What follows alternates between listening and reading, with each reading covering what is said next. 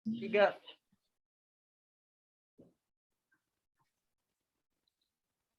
Assalamualaikum warahmatullahi wabarakatuh. Di sini kami akan menjelaskan tentang rekrut guru pada PPPK di Indonesia.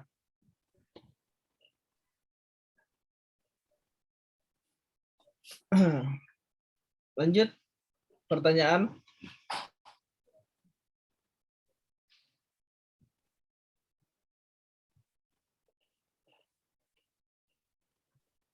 Di sini kami ada 5 pertanyaan.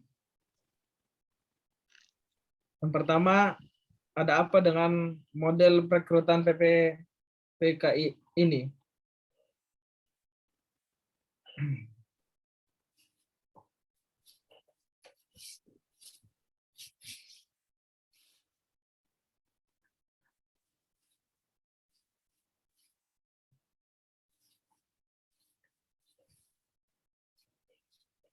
Bagaimana perbedaan?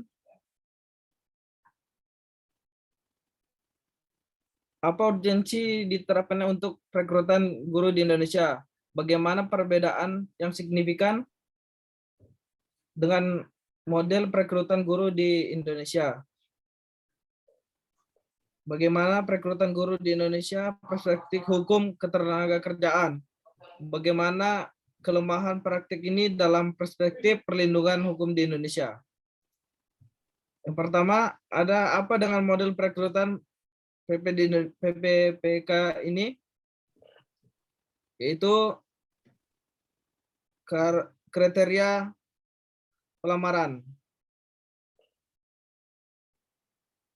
Pelamaran prioritas 1, pelamaran prioritas 2, pelamaran prioritas 3, dan pelamaran umum.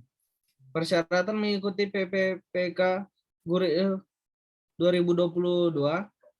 Warga negara Indonesia. Usia paling rendah 20 tahun dan paling tinggi 59 tahun saat pendaftaran. Tidak pernah dipidana dengan pidana penjara berdasarkan putusan pengadilan yang berkedudukan hukum tetap karena melakukan tindak pidana dengan pidana penjara 2 tahun atau lebih. Tidak pernah diberhentikan dengan hormat, tidak atas perintah sendiri atau tidak dengan hormat sebagai PNS, PPPK, TNI, Polri, atau diberikan tidak dengan hormat sebagai pegawai swasta. Yang kelima, tidak menjadi anggota atau pengurus partai politik atau terlibat politik praktis. Keenam, memiliki sertifikat pendidik dan atau kualifikasi pendidikan dengan jenjang paling rendah, sarjana atau diplomat 4 sesuai dengan persyaratan.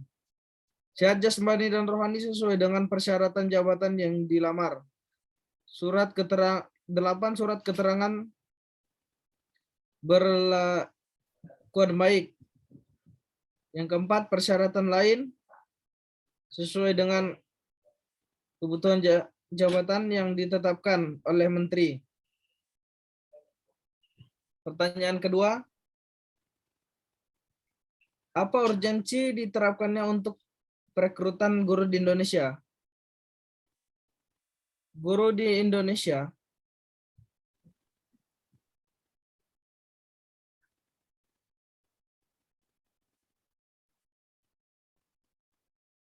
setelah mengetahui seluk-beluk tentang program P3K guru ini, ada tentu pertanyaan. Apakah program ini bermanfaat bagi guru? Pasti ini program yang sangat bermanfaat. Ada 7 manfaat penting di program PPPK guru ini. 1. Meningkatkan kesejahteraan guru honor. Manfaat penting pertama ini program P3K guru ini adalah bisa meningkatkan kesejahteraan guru honor sesuai dengan tujuan awalnya. Dengan menjadi pegawai P3K, guru honor akan mempunyai penghasilan bulanan yang layak. Tak lagi dibayar per jam mengajar. Yang kedua, mengisi kebutuhan guru yang ada. Program P3K ini bisa menjadi solusi kekosongan guru di berbagai daerah yang ada di Indonesia. Dengan begitu tidak ada lagi cerita krisis guru di Indonesia, khususnya di daerah terpencil.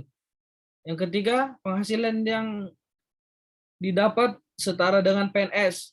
Berbeda dengan honorer yang mendapat penghasilan kecil hingga ada yang di bawah UMR, PPPK akan mendapatkan penghasilan yang sama dengan PNS jika mengisi jabatan yang sama dengan PNS. Multi-level entry. Tidak seperti PNS yang harus meniti karir dari jenjang jabatan terendah. P3K dapat masuk melalui jenjang tertentu, bahkan bisa langsung pada jenjang tertinggi pada jabatan yang dibutuhkan oleh organisasi sesuai kriteria jabatan yang ditentukan dalam PP manajemen PPPK.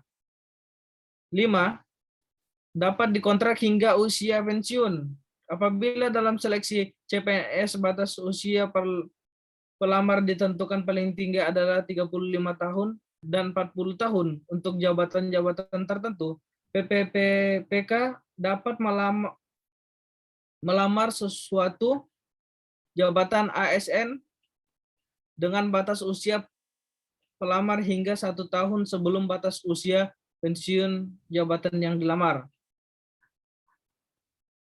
Keenam, mendapat tunjangan. Selain besarnya penghasilan yang diterima, P3K juga akan mendapatkan fasilitas yang sama dengan PNS, antara lain tunjangan kematian dan tunjangan kecelakaan kerja. Selain itu, P3K juga berhak mendapat penghargaan apabila dapat menunjukkan kriteria yang baik. 7.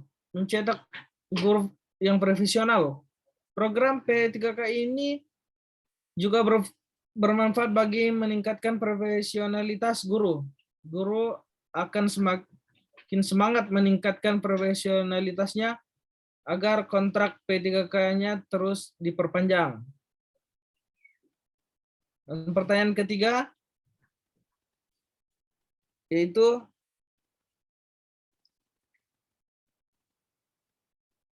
bagaimana perbedaan yang signifikan dengan model perekrutan guru di Indonesia sebelum adanya PPPK. Dari paparan Nadiem, Menteri Pendidikan, berikut ini perbedaan seleksi guru PPPK 2021 dan tahun-tahun sebelumnya. Tahun-tahun sebelumnya, 1. Formasi guru PPPK terbatas. 2. Setiap pendaftaran diberi kesepakatan mengikuti ujian seleksi sebanyak 1 kali per tahun. Dan ketiga, tidak ada menteri persiapan untuk pendaftaran. 4. Pemerintah daerah harus menyiapkan anggaran gaji peserta yang lulus seleksi guru PPPK. Kelima, biaya penyelenggaraan ujian ditanggung oleh pemerintah daerah. Dan tahun 2021, 1. Semua guru honorer dan lulusan PPG bisa mendaftar dan mengikuti seleksi, dan semua yang lulus seleksi akan menjadi guru PPPK hingga batas 1 juta guru.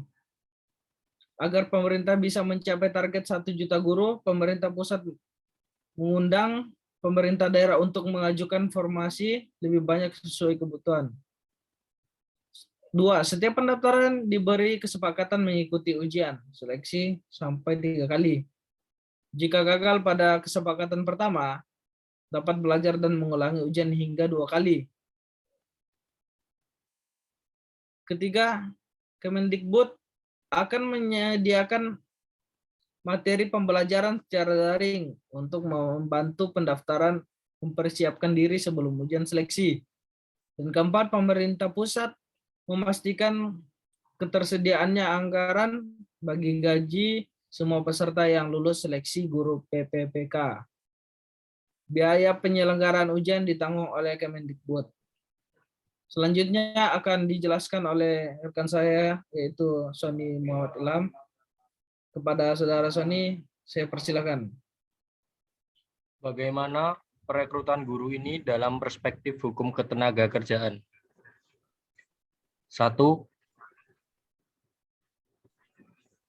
Undang-Undang Republik Indonesia Nomor 14 Tahun 2005 tentang guru, yaitu guru adalah pendidik profesional dengan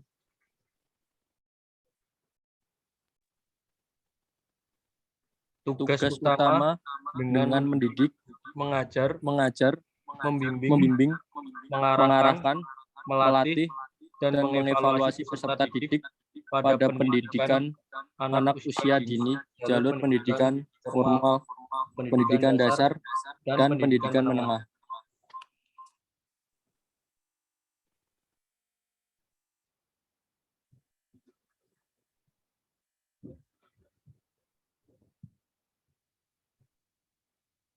Berdasarkan Undang-Undang Republik Indonesia Nomor 20 Tahun 2003 tentang Sistem Pendidikan Nasional, Undang-Undang Republik Indonesia Tahun 2005 tentang guru, dosen, dan Peraturan Pemerintah Nomor 19 Tahun 2005,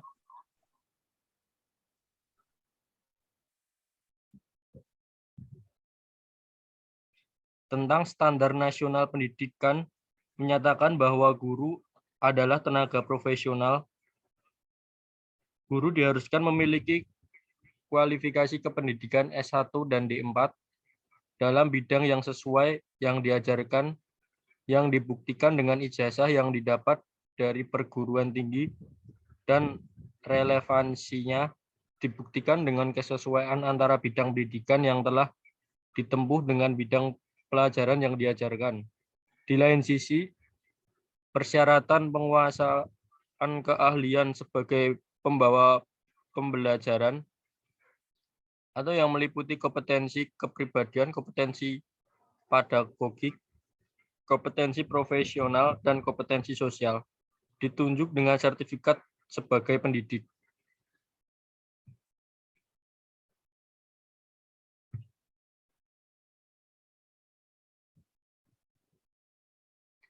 Bagaimana kelemahan praktik ini dalam perspektif perlindungan hukum bagi guru?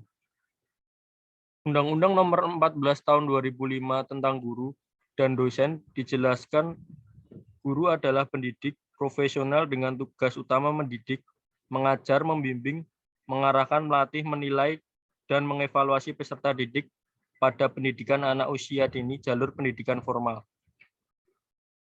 Pendidikan dasar dan pendidikan menengah dalam pasal 7 pada undang-undang yang sama menyatakan bahwa profesi guru merupakan bidang pekerjaan khusus yang dilaksanakan berdasarkan prinsip antara memiliki bakat, minat, panggilan jiwa, dan idealisme, serta memiliki kualifikasi akademik dan latar belakang pendidikan sesuai dengan bidang tugasnya tersebut. Sementara itu, pasal pada undang-undang yang sama menyatakan guru wajib memiliki kualifikasi akademik kompetensi, sertifikat pendidik, sehat jasmani dan rohani, serta memiliki kemampuan untuk mewujudkan tujuan pendidikan nasional. Adanya Undang-Undang Republik Indonesia Nomor 14 Tahun 2005 tentang guru dan dosen. Undang-undang ini dianggap bisa menjadi payung hukum untuk guru dan dosen tanpa adanya perlakuan yang berbeda antara guru negeri dan swasta. Dalam pasal 36 menyebutkan bahwa pemerintah, masyarakat, organisasi profesi, dan atau satuan pendidik wajib memberikan perlindungan terhadap guru dan pelaksanaan tugas. Walaupun keberadaan undang-undang tersebut terkesan lebih pada kekuatan hukum atas peningkatan kesejahteraan guru, sementara perlindungan terhadap profesi guru seringkali lepas dari perhatian. Ditambah lagi dengan Peraturan Pemerintah Nomor 19 Tahun 2017 tentang perubahan atas Peraturan Pemerintah Nomor 74 Tahun 2008 tentang guru. Lanjutan. Perlindungan terhadap profesi guru sendiri sudah diakui dalam Peraturan Pemerintah Nomor 74 Tahun 2008. Dalam PP itu, guru adalah pendidik profesional dengan tugas utama mendidik, mengajar, membimbing, mengarahkan, melatih, menilai, dan mengevaluasi peserta didik pada pendidikan anak usia dini jalur pendidikan formal, pendidikan dasar, dan pendidikan menengah. Selain itu, ada Peraturan Menteri Pendidikan dan Kebudayaan Nomor 10 Tahun 2017 tentang perlindungan bagi pendidik dan tenaga kependidikan yang mencakup perlindungan terhadap tindak kekerasan, ancaman, perlakuan diskriminatif, intimidasi, dan perlakuan tidak adil dari pihak peserta didik, orang tua peserta didik, masyarakat, birokrasi, dan atau pihak lain yang terkait dengan pelaksanaan tugas sebagai pendidik dan tenaga kependidikan. 2. Guru sebagai pendidik profesional dalam melaksanakan tugasnya akan bersinggungan dengan subjek yang bernama peserta didik, orang tua peserta didik, serta masyarakat pemerhati. Subjek tersebut pada saat guru melaksanakan tugas profesi dimungkinkan akan terjadi perbedaan tafsir antara guru profesional dengan pihak lain. Organisasi profesi secepat mungkin berpesan secara profesional karena tidak jarang guru profesional harus bertanggung jawab di luar apa yang menjadi tanggung jawabnya.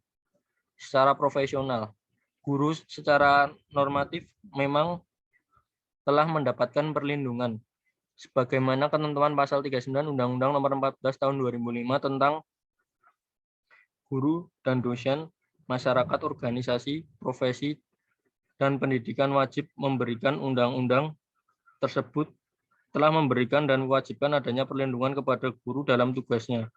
Juga pada ayat 2 menjelaskan ruang lingkup perlindungan yang ketentuan itu membedakan secara tegas tentang perbedaan antara perlindungan hukum, perlindungan profesi, perlindungan keselamatan kerja, dan perlindungan kesehatan kerja. Baiklah, demikian diskusi kelompok tentang perekrutan guru pada PPPK di Indonesia. Demikianlah, kurang dan lebihnya mohon dimaafkan. Assalamualaikum warahmatullahi wabarakatuh. Waalaikumsalam warahmatullahi wabarakatuh.